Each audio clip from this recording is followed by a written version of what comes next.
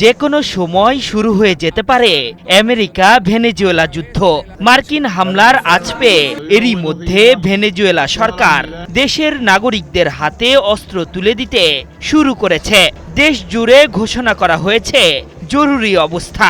মার্কিন বাহিনীর রক্তচক্ষু উপেক্ষা করে সুসংগঠিত হচ্ছে মাদুরোর বাহিনী।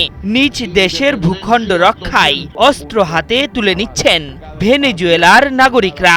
আর এমন প্রস্তুতির মানেই হলো মার্কিন বাহিনীর বিরুদ্ধে সম্মুখ যুদ্ধের প্রস্তুতি নেয়া।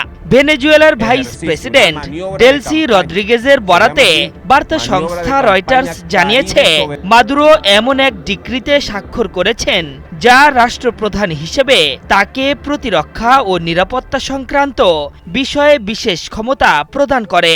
যদি কোনো কারণে ভেনেজুয়েলায় আক্রমণ করার দুঃসাহস দেখায় যুক্তরাষ্ট্র, তবে যুদ্ধ ছাড়া কোনো বিকল্প নেই।